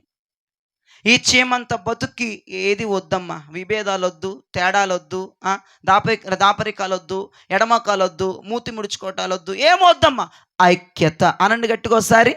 ఈ ఐక్యత నేను ఎందుకు చెప్తున్నానంటే, ఐక్యంగా ఎందుకు ఉండాలి అయ్య గారు? అసలు ఎందుకు ఉండమంటావు అయ్య గారు? వాళ్ళతో ఐక్యంగా ఉండటమా? సంఘంతో ఐక్యంగా ఉండటమా? ఆ దైవజనుడితో ఐక్యంగా ఉండటమా? ఈ విశ్వాసులతో నేను ఐక్యంగా ఉండటమా? నేను చెప్తున్నానమ్మా, అది కొంచెం కష్టమే కాదంట్లా, కానీ నేర్చుకో అంటున్నా. ఐక్యంగా ఉండటం నేర్చుకోమ్మా, కలుసుకోవటం నేర్చుకో. ఎందుకంటే ఐక్యముగా నువ్వు ఉన్నావనుకో, సహవాసములు నువ్వు ఉన్నావనుకో, ఎడతెగని బంధములు నువ్వు ఉన్నావనుకో, ఖచ్చితంగా దేవుడు తన బాహువు చాపుతాడని నా ఫీలింగ్. అంతకు మించి ఏమీ లేదు. అర్థమైందా? నా స్వార్థం కోసం ఏం ప్రకటించట్లా, వాళ్ళ మీద ప్రేమతో నీ మీద కోపంతో ఏం చెప్పట్లా. ఐక్యంగా ఉండు. దేవునికి స్తోత్రం. దేవునితో ముందుల ఐక్యంగా ఉండమ్మా. అర్థమైందమ్మా? దేవునితో ముందులకు ఐక్యంగా ఉండమ్మా. సంఘంతో ఐక్యంగా ఉండు చాలమ్మా. లోకంతో చెప్పనమ్మా నేను, సంఘంతో ఉండు. సంఘమే కదమ్మా రేపటి రోజున భార్య, రేపటి రోజున వధువు, రేపటి రోజున ముఖ్యం, రేపటి రోజున ముత్యం. అది సంఘమే ముత్యం అంట. రహస్య స్థలాల్లో దాచబడిన ధననిదంట సంఘం. మరి ఈ సంఘంతో ఐకమత్యంలో ఉంటే ఎంత మనోహరం అమ్మా. ఇటువంటి సంఘంతో ఫ్రెండ్షిప్ కానీ సహవాసం కానీ చేస్తే అది ఎంత మన ఎముకలలో మూలుగు పెంచినట్లు అవుతుందమ్మా. ఒకసారి జ్ఞాపకం చేసుకో. సంఘంతో ఐకమత్యం, దైవజనుడితో ఐకమత్యం, సంఘ సహవాసముతో ఐకమత్యం, సంఘ ప్రార్థనలతో ఐకమత్యం. ఈ ఐక్యత ఖచ్చితంగా దేవుని బాహువుని నీ తల మీదకి తీసుకొచ్చి పెడుతుంది. ఆమేన్ చెప్పండి. హల్లెలూయా. ఇక మూడో విషయంకి వచ్చేద్దాం. ద్వితీయోపదేశకాండం 34వ అధ్యాయం 4-5 వచనాలు చదవగా విందాం. మరియు యెహోవా ఆ అతనితో ఇట్లనెను, ఆ నీ సంతానమున ఆ కిచ్చెదనని ఉమ్, అబ్రహాము, ఇస్సాకు, యాకోబులకు ఉమ్, నేను ప్రమాణము చేసిన దేశము ఇదే. ఆ కన్నులారా నిన్ను దాని ఆ చూడనిచ్చి తిని ఆ గాని ఉమ్. నీవు నది దాటి అక్కడికి వెళ్ళకూడదు. వెళ్ళొద్దు. యెహోవా సేవకుడైన మోషే ఇది పట్టుకో. యెహోవా సేవకుడైన మోషే యెహోవా మాట చొప్పున యెహోవా మాట చొప్పునే. మోయాబు దేశములో మృతి నొందెను. ఏమండి, కూరలు అన్నేసిన తర్వాత ఉప్పు అయిపోతే బాగుంటుందా? ఇప్పుడు ఉప్పేస్తున్నా. ఇది నాకు ఏ ప్రసంగంలోనైనా ఈ ఈ మాట చెప్పాలని ఉంటుంది. కొన్ని ప్రసంగాలు ఈ మాట రాదు, నాకు బాధేస్తూ ఉంటుంది. ఈ ప్రసంగంలో ఈ మాట వచ్చినందుకు నేను చాలా సంతోషపడుతున్నా. 5వ వచనంలో మోషే యెహోవా మాట చొప్పునే చేసెను. ఉందా అక్కడ మాట? మోషే ఉందా లేదా? ఏమనుంది అక్కడ? యెహోవా యెహోవా మాట చొప్పున మోషే చేశాడా చేయలేదా? యెహోవా మాట విన్నాడా వినలేదా? వినలేదు. ఇంటికి అంత డౌట్గా చూస్తున్నాడు ఏంటి? నువ్వు మైకులో చెప్పవేంటయ్యా? నీకు తెలుసా? విన్నాడా? మరి చెప్పవేంటి? నువ్వు చెప్పకపోతే వినలేదేమో అనుకుంటున్నాను నేను. 5వ వచనం అదే చెప్తుంది. మరి చదువు 5వ వచనం ఒకసారి. యెహోవా సేవకుడైన మోషే అదిగో అబ్బాయి, ఎంత గొప్ప పేరు, యెహోవా సేవకుడు మోషే. యెహోవా మాట చొప్పున ఆయన మాట చొప్పునే మోయాబు దేశములో మృతి నొందెను. అది ఆయన ఏ చెప్పాడో అక్కడే చచ్చిపోయాడు. ఎక్కడ చచ్చిపోమన్నాడు అక్కడే చచ్చిపోయాడు. దేవునికి స్తోత్రం చెప్పండి. ఏమండి, దేవుడు మాట మార్చేవాడు కాదు కదా. ఓకే, అది పక్కన పెడదాం. మాట మార్చడు, మాట చెప్తే చేస్తాడు. ఓకే, పక్కన పెడదాం. వినండి, ఐగుప్తులో మోషే ఇజ్రాయేలు ప్రజల్ని విడిపించేటప్పుడు దేవుడు ఏం చెప్పాడు? మోషే, నేను మిమ్మల్ని నిన్ను పాలు తేనెలు ప్రవహించే దేశానికి తీసుకెళ్తానని చెప్పాడా చెప్పలేదు మోషేకి? ఇప్పుడు ఇక్కడేమంటాడు? మోషే అబ్రహాముకి, ఇస్సాకుకి, యాకోబుకి అదిగో ఇస్తానన్న దేశం ఉంది, ఇగో ఈ కొండెక్కురా, ఇరారా మోషే, ఇరారా కొండెక్కు, అగో చూడు దాన్ని, అబ్రహాముకి, ఇస్సాకుకి, యాకోబుకి ఇస్తానన్నది, అదే చూసి చచ్చిపోయాడు అన్నాడు. అదేంటి, ఐగుప్తులో ఉన్నప్పుడేమో అక్కడికి తీసుకెళ్తానన్నావు, ఇప్పుడేంటి కొండెక్కిచ్చి చూసి చచ్చిపోమన్నావు ఏమని అన్నాడా? 5వ వచనంలో ఏం మాట్లాడలేదు, నోరు మూసేసాడు. నీ అంత తెలివైనోడు కాదనుకుంటున్నా మోషే నేను. నువ్వైతే మంచి తెలివి కలదానివి. అదేంటి, దేవుడు మాట మారవడు కదా, మాట తప్పుడు కదా, ఇది దురాత్మ స్వరం, ఇది కర్ణపిచాచి స్వరం. ఏ స్వరం కాదు, దేవుడిది. అది దేవుడికి స్తోత్రం చెప్పండి. మాట మార్చడం నిజమే, మాట తప్పడం నిజమే, ఆయన చెప్పిన మాటకు లోబడటం అనేది కూడా అంతే నిజంగా ఉండాలి. దేవునికి స్తోత్రం ఎందుకు చెప్పాడు ఎవరికి తెలుసమ్మా? అప్పుడు అలా చెప్పారు, ఇప్పుడు ఇలా చెప్తున్నారు. ఏంటి విడ్డూరం? మోషే అడగొచ్చు, అప్పుడేమో ఇస్తానన్నావు, ఇప్పుడేమో చూడమంటున్నావు, ఇక్కడే చచ్చిపోమంటున్నావు. ఏంటి తమాషాగా ఉందా అని దేవుడికి గొడవకు దిగాడా దేవుడి దగ్గర? ఎంత కష్టపడ్డానో నీకేం తెలుసయ్యా, ఈ మందతో ఎంత ఏగానో, వీళ్ళు స్వప్నాతోలు వీళ్ళ మందతో ఎంత ఏగాను నేను. మాట వినరు, అడుగడికి నీళ్ళు లేవంటారు, తిండి లేదంటారు, మాంసం కావాలంటారు. వీళ్ళతో పడిపడి వస్తే ఈ కొండెక్కిచ్చి అబ్రాహాముకి ఇస్సాకు యాకోబుకి ఇస్తా దేశం అదే చూసి చచ్చిపోయి ఇక్కడ అంటావా? నాకేమనంటావా? నేను ఏ పాపం చేశా, ఏ అన్యాయం చేశా, ఏ అక్రమం చేశాను అల్లా. మోషే యెహోవా మాట చొప్పునే మోయాబులో మృతి పొందిన. గట్టిగా చప్పట్లు కొడితే ప్రభు నామని కనపరచండి. ఏమండి, మన జీవితంలో దేవుని చిత్తం అనేది ఉండకుండా, ఉప్పు అనేది లేకుండా ఆ జీవితానికి రుచి అనేది రాదండి. ఆ విషయం మీకు చాలా బాగా తెలుసండి. ఇది మన వాక్యములో ఫైనల్ టచ్ అన్నమాట. ఈ మాట ఉప్పిది. కూరంతా రెడీ అయిపోయింది, అన్నీ వేసేసాం, ఉప్పు వేస్తున్నాం. ఇప్పుడు ఉప్పు లేకపోతే బాగోదు. అందుకే దేవుని చిత్తానికి అప్పగించుకొని మనం ప్రోగ్రాన్ని షట్ డౌన్ చేసేయాలి. దేవునికి స్తోత్రం చెప్పండి. వాక్యం మాట్లాడాను, వాక్యం ప్రారంభించాను, వాక్యం అంతానికి మనం దేవుని చిత్తానికి అప్పగించుకొని వాక్యాన్ని క్లోజ్ చేయాలి. అది బ్రహ్మాండంగా ఉంటుంది ఆ సీను, ఆ వాక్యం. కానీ ఈ రోజున నాకు చాలా నచ్చింది ఈ మాట. చివరగా నేను ముగించేటప్పుడు ఉప్పు వేస్తూ ఒక మాట మాట్లాడుతున్నా. ఉప్పు వేసే మాట ఏంటో తెలుసా? మనము దేవుని మాట చొప్పునే చెయ్యాలి. ఆమేన్ చెప్పండి. దేవుడికి ఎదురు మాట్లాడడం కానీ, ఎదురు తిరగటం కానీ, అప్పుడు అలా చెప్పావు, ఇప్పుడు ఇలా చేస్తున్నావు, అప్పుడు అట్లా మాట్లాడావు, ఇప్పుడు ఇట్లా అంటున్నావు అని మాట్లాడడం కానీ, నో వాయిస్. అసలు నీ నోట్లోంచి మాటే బయటికి రానివద్దు. మోషే యెహోవా మాట చొప్పున చేసెను. ఇప్పుడు మీరు కూడా అదే టైటిల్ మన గుండెల మీదకి దేవుడు ఇవ్వాలి. అదే టైటిల్ బోర్డు మనం వేసుకోవాలి. మనము యెహోవా మాట చొప్పున చేయుదాం రండి. ఆయన మాట చొప్పున చెయ్యి, ఆయన బాహువుని మీదకు చాపుతాడు. క్వశ్చన్లు అయ్యి మాకు క్వశ్చన్ బ్యాంక్, పెద్ద క్వశ్చన్ బ్యాంకులు ఉంటాయి ఒక్కొక్కరి దగ్గర. నాకు అమ్మ కోపం, పొద్దాకలు క్వశ్చన్లే, ఆన్సర్లు ఉండాలి వాళ్ళ దగ్గర. ఆన్సర్లు చెప్పిన ఆన్సర్లు రాయరు, ఇంకా క్వశ్చన్లు రాసుకొస్తారు నన్ను చంపడానికి. అన్ని క్వశ్చన్లేనా? ఆన్సర్లు పొందుకునే ఏమి లేవా? ఒకవేళ పొందుకున్నా ఇంకా న్యూ క్వశ్చన్సా? ఓ క్వశ్చన్ బ్యాంకు, నీ జీవితం క్వశ్చన్ బ్యాంకే. ఎప్పుడు ఆన్సర్ దొరకదు, ఎప్పుడు తృప్తి రాదు. నేను అంటా, క్వశ్చన్లు తీసేయి, ఆన్సర్ వచ్చేసింది తీసుకో, దేవుని మాటకు లోబడిపో, దేవుని చిత్తానికి అప్పగించుకో. నీ దేహం దేవుని చిత్తానికి అప్పగించుకోవాలి. దేవుని చిత్తానికి మనం అప్పగించుకోవాలి. ఆయన ఏది మాట్లాడుతుంటే ఆ మాటకి ఎస్ అని మాట్లాడాలి. అక్కడ నీకు పాలు తేనెలు ప్రవహించే దేశాన్ని ఇస్తానని మోషేతో చెప్పాడు. అదే దేవుడు మోయాబులోనే చచ్చిపో, నువ్వు అక్కడికి వెళ్ళొద్దు, నేను నిన్ను వెళ్ళనివ్వను అన్నాడు. ఎందుకయ్యా? ఏమి డిస్కషన్ పెట్టలే. 5వ వచనం అంతే, అది పట్టుకో, గుండెల మీద నోట్ చేసేసుకో. మోషే యెహోవా మాట చొప్పున చేసాను, అంతే. అక్కడే చచ్చిపోయాడు. అక్కడే చచ్చిపోమన్నాడు, అక్కడే చచ్చిపోయాడు. నేను ఇక్కడ చావను, నాకు ఇస్తానన్న దేశంలో చస్తా. అల్లా దేవుడు ఎందుకు చెప్తున్నాడో, ఆయన ఎందుకన్నాడో, మన మంచికేనేమోలే అని చేశాడు. దేవునికి స్తోత్రం చెప్పండి. మోషే మనంత తెలివనేడైతే కాదమ్మా. పాపం మోషే తెలుగు తక్కువడే అనుకుంటాను. ఎందుకంటే దేవుని మాటకి ఎదురు చెప్పడమ్మా. మనమైతే ఈజీగా ఎదురు చెప్పేస్తాం. మనమైతే ఈజీగా అదేంటయ్యా అని మాట్లాడేస్తాం. మనమైతే ఈజీగా డెబెట్ పెడతాం. మనమైతే ఈజీగా ముఖం మీద ముఖం పట్టుకుని అడిగేస్తాం. కానీ మోషే ఎట్టి పరిస్థితుల్లో దేవుని ఇన్సల్ట్ చేయలేదు, దేవుని బాధ పెట్టలేదు. బాధ అయిపోయింది పోనీ. అప్పుడు ఆయన చెప్పాడు, ఇప్పుడు ఆయనే చెప్తున్నాడుగా. ఆయన చెప్పాడు వచ్చాను, ఆయన చెప్పాడు తోలుకొచ్చా ఈ మందని, ఆయనే చెప్తున్నాడు ఇక్కడ చచ్చిపోతా. ఈ రోజున ఆ సమర్పణ ప్రతి ఒక్కరిలో ఉండునుగాక. దేవుడు ఏది చెప్తున్నాడు ఆ మాటకి మనం అప్పగించుకుందుముగాక. ఆ మాటకి మన ప్రాణాత్మ దేహములు ఇచ్చైదుముగాక. ఇదండి ఉప్పు. ఎంత బాగుంది కూర, బాగుందా? టేస్ట్ చేస్తారా? చాలా రుచిగా ఉంది కూర, చాలా ఆరోగ్యకరంగా కూడా ఈ కూర. దేవునికి స్తోత్రం. ఎంత వాక్యం అనే ఉప్పు, ఆశీర్వాదం ఉప్పు కాదు, టాటా ఉప్పు కాదు, ఇది వాక్యం, ఉపదేశం అనే ఉప్పు. ఇది నిజంగా ఈ ఉపదేశం అనే ఉప్పు ఎంత రుచినిచ్చేస్తుందో మన బ్రతుక్కి. మనం దేవునికి అప్పగించుకుంటే మన రూటే వేరు, మన లెవెలే వేరు, మన విధానమే వేరు. ఒక్కటండి, దేవుని బాహువు రావాలా వద్దా? చెప్పండి గట్టిగా. దేవుని బాహువు మన మీద చాపాలా వద్దా? ఆయన బాహువులో నుంచి మనం అద్భుతాలు పొందుకోవాలా వద్దా? పొందుకోవాలంటే మనం దేవుని చిత్తానికి అప్పగించుకోవాలి. రెండోది చెప్పండి, ఫస్ట్ నుంచి రండి. మన ప్రార్థన అడ్డుగా మారిపోవాలి.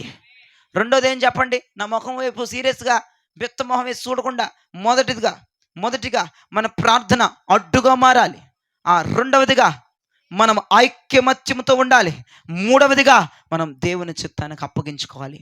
అప్పుడు ఎందుకు ఆగుతాడు?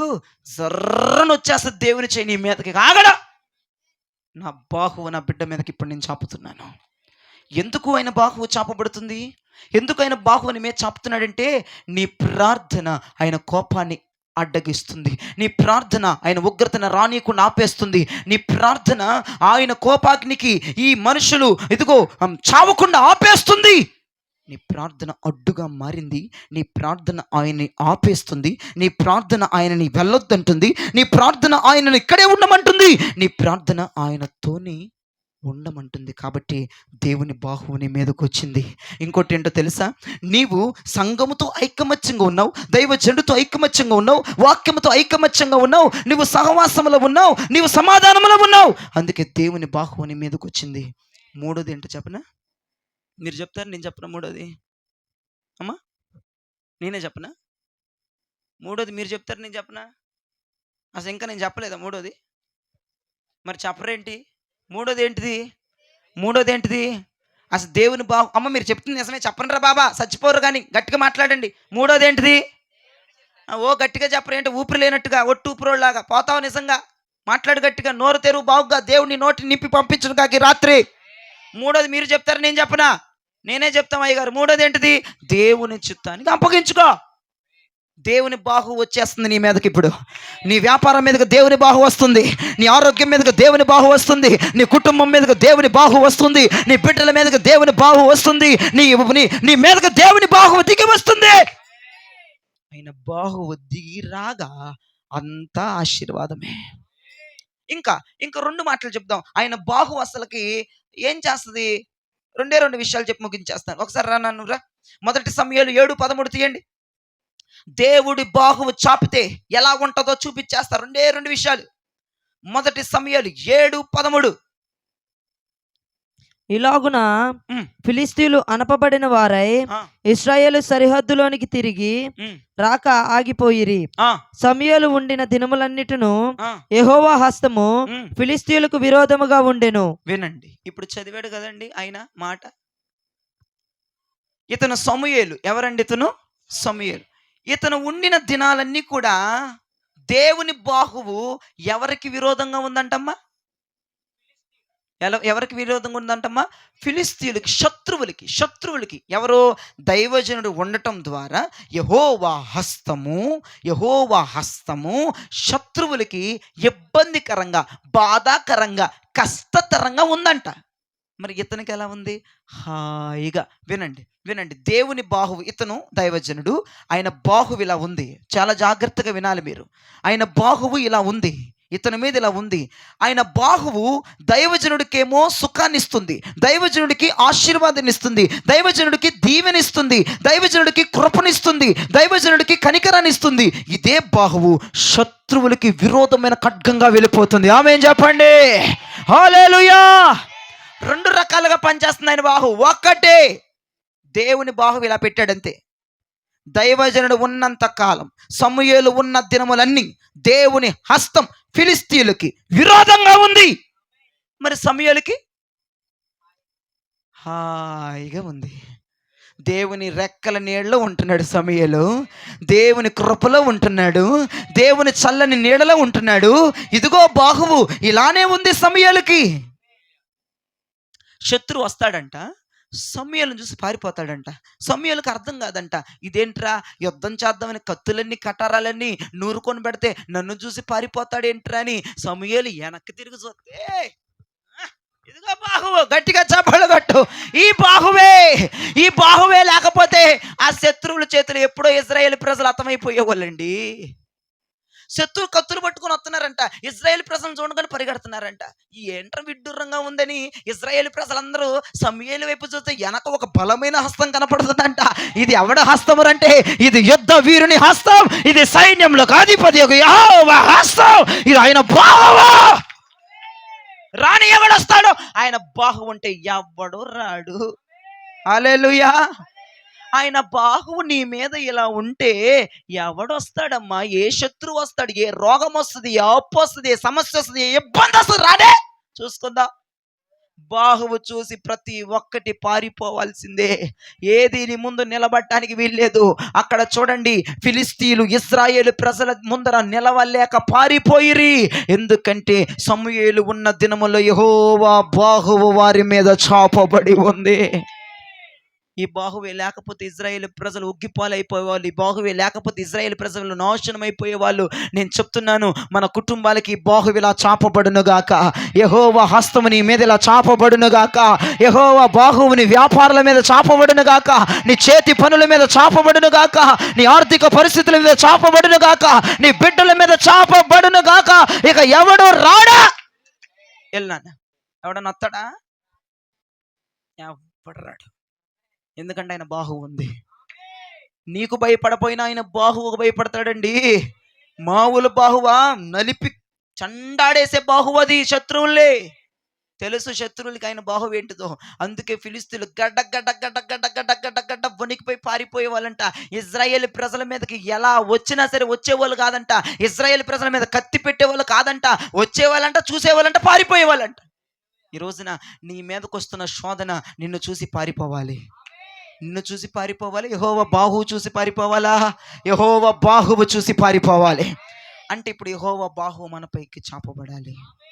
ఆయన బాహువు చాపబడితే వస్తున్న కీడు రాదు, రాబోతున్న శాపం రాదు, రాబోతున్న రోగం రాదు, రాబోతున్న అప్పులు రావు, రాబోతున్న కన్నీరు రాదా? విరమించుకొని పారిపోతాయి.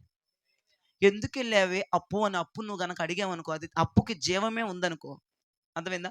అప్పుకి జీవమే ఉంటే, సమస్యకి జీవమే ఉంటే దాన్ని పట్టుకొని అడిగితే ఎందుకు నన్ను చూసి భయపడి పడిపోతావు? పెద్ద నాలో ఏముందంటే, అమ్మో నీలో ఏమి లేదు, కానీ నీ పక్షంగా ఉన్నవాడికి దగ్గర మ్యాటర్ ఉందమ్మా. నీలో ఉన్నవాడు గొప్పవాడమ్మో. నీది ఏమీ లేదు, నువ్వు తూతూ మంత్రం దాని, ఒట్టు ఊపిరిదాని, నువ్వు మట్టి గట్టానివి, నువ్వు తింగిరిదానివి, నీకు తెలివి లేదు. కానీ నీలో ఉన్నాడు చూసావా?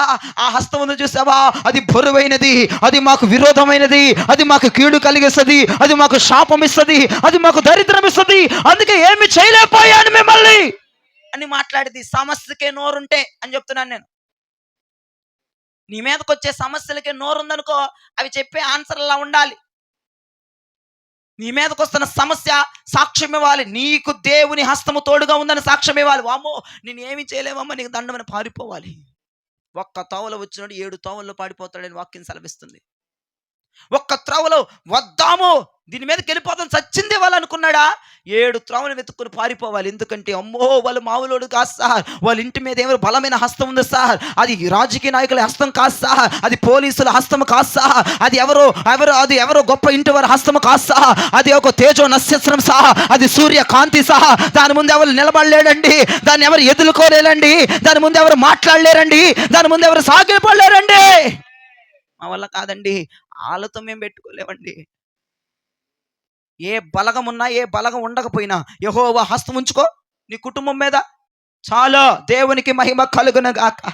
ఈ రోజున గొప్ప గొప్ప వారి శాస్త్రాలే పనిచేయట్లే మన బతుకుల్లో, తెలుసా? మీకు లాజిక్ చెప్తామండి. బండి పట్టుకుంటే కొంతమంది వ్యవహారాలు బాలే ఉంటాయి, నాకు బలి నవ్వుతాయి. బండి పట్టుకుంటే ఇటు ఎవడికో ఫోన్ చేస్తాడు, ఎమ్మెల్యే గారిని మాట్లాడతారంట. ఏంట్రా ఆడు ట్రాఫిక్ పోలీస్ ఎట్ట మాట్లాడతాడు ఏంటి? ఒకటి సందర్భం చూసి నాకు నిజంగా పక్కకి వెళ్ళి ఎంత నవ్వుకున్నానో నేను. ఎమ్మెల్యే లేడు, గెమ్మెల్యే లేడు, పా ఇది మొత్తం లాక్ చేసి లోపల పడేస్తాం. ఎమ్మెల్యే ఎవడన్నా ఉంటే వాడిని తీసురా. సార్ గారు మిమ్మల్ని కూడా లెక్క చేయట్లేదని చెప్తున్నాడు. వాడు పక్కకి వెళ్ళి ఇంకా కోపం తెప్పించడానికి, అయ్యా మీతో మాట్లాడమన్నారు, స్పీకర్ పెట్టమన్నాడు అంటే, రే ఫోన్ పడేస్తాను అంటున్నాడు ఆ ట్రాఫిక్ పోలీసు. ఫోన్ పక్కలు కొట్టినా నువ్వు ఫోన్ కట్టేస్తావా? నేను విన్ను, నువ్వు ఫైన్ కట్టాల్సిందే, మీ పేరెంట్స్ని పిలిపించాల్సిందే. ఏమండి ఒక్క మాట చెప్తున్నానండి, అధికారుల పెత్తనమే చలామణి అవ్వట్లేదు ఈ రోజుల్లో. అర్థమైందా? నేను అందుకు చెప్తున్నాను ఈ మాట. ఎవడో గొప్పవాడు ఉన్నాడు, ఎవడో ఉన్నోడు ఉన్నాడు, ఎవడో ఆస్తిపరుడు ఉన్నాడు, ఎవడో బలగం ఉన్నోడు ఉన్నాడు, ఏం చేయండి నిన్ను? దేవుని హస్తం ఉంటే ప్రతి ఒక్కడికి చెమటలు పట్టిపోతాయి. దేవునికి స్తోత్రం కలుగునుగాక. ఈ రోజుల్లో వాళ్ళు ఏం పని చేయట్లేదులేమమ్మా. ఓ పెద్ద బ్యాక్గ్రౌండ్ నువ్వే పెట్టుకున్నావు వెనక, ఓ నీకే తెలుసు గొప్ప ఇంటి వాళ్ళు, ఓ నీకే తెలుసు ఆ పోలీసు, ఓ నీకే తెలుసు ఆ ట్రాఫిక్ పోలీసు, ఇంకెవడికి తెలియదు. మరి ఈ పనులేం అవ్వట్లే వాళ్ళ వల్ల. దేవుని హస్తమని కుటుంబం మీదగా ఉంటే వచ్చిన శోధన, వచ్చిన కీడు, వచ్చిన రోగం, వచ్చిన అప్పు, వచ్చిన బలహీనత, వచ్చిన శత్రువు ఎందుకు నిలబడతాడు నీ ముందు? పారిపోతాడంతే. హల్లెలూయా. నువ్వు రికమెండేషన్ చెయ్యక్కర్లా, అయ్యా అదిగో వాడు వచ్చాడని చెప్పక్కర్లా. ఆడు ఆల్రెడీ ఆ బాహు చూస్తాడు, దడుచుకొని పారిపోతాడు. ఏం మాట్లాడక్కర్లా, ఊరకనే నిలబడి ఇట్లా ఉండు. బెళ్ళప్పించుకో, నన్ను చూసి పారిపోతున్నాడు శత్రువుని బెళ్ళప్పించుకో. ఎందుకంటే నీ వెనకాల ఒక బాహు ఉంది, దాన్ని చూసి పారిపోతాడు. మనలో ఏముందండి? ఒట్టు ఊపిరి గల్లాలో మట్టి. మనలో ఏముంది? మనల్ని చూసి కాదండి. మనల్ని చూసి శత్రువు భయపడుతున్నాడంటే, మనల్ని చూసి దయ్యాలు పారిపోతున్నాయంటే, మనల్ని చూసి ఏది నిలబడట్లేదంటే, ఓహో పరలోకం నుంచి ఒక బాహువే వచ్చేసిందిరా నా కుటుంబం మీదకి, ఇక డౌటే లేదు. పాతాళలోక ద్వారాలు నీ కుటుంబం ముందు నేరవా, నీ బిడ్డల ముందు నేరవా. ఇక నేరవు నీ ముందు. ఆయన బాహువు చాపాడు, ఆయన బాహువు నీ మీద ఉంది. హల్లెలూయా. ఇప్పుడు చెప్పండి, ఆయన బాహువు నీ మీదకి రావాలి అంటే మన ప్రార్థన అడ్డుగా ఉండాలి, మన ప్రార్థన గట్టి పట్టుగా ఉండాలి. ఆయనను వదలననాలి మన ప్రార్థన, ఆయనని విడవననాలి మన ప్రార్థన, ఆయనని వెళ్ళనివ్వద్దు మన ప్రార్థన, ఆయనతోనే ఉంటాననాలి మన ప్రార్థన. రెండవది, ఆయన బాహువు రావాలి అంటే ఐక్యత సంఘముతో ఉండాలి, ఐక్యత దైవజనుడితో ఉండాలి, ఐక్యత ఉపదేశముతో ఉండాలి. అప్పుడే దేవుని బాహువు మన మీదకి వస్తుంది. మూడవదిగా, దేవుని బాహువు మన మీద చాపబడాలంటే దేవుని చిత్తానికి, దేవుని మాటకి ఎస్ అని వాళ్ళు లెగాలి. అప్పుడే దేవుని బాహువు మన మీదకి వస్తుంది. ఆయన బాహువు మన మీదకి వచ్చునుగాక, ఆయన బాహువు నా మీదకి వచ్చునుగాక, ఆయన బాహువు నా పరిచయం మీదకి వచ్చునుగాక, ఆయన బాహు వాక్యం విన్న మీ మీదకి వచ్చునుగాక, మీ వ్యాపారాల మీదకి వచ్చునుగాక, మీ బిడ్డల మీదకి వచ్చునుగాక, మీ చేతు పనుల మీదకి వచ్చునుగాక, మీ ఆరోగ్యం మీదకి వచ్చునుగాక. బాహువు రావాలి, మనం ఆశీర్వాదాలు అనుభవించాలి. ఈ వాక్యము దేవుడు దీవించి మీ వెనుకలు ఆశీర్వదించుగాక. ఆమేన్.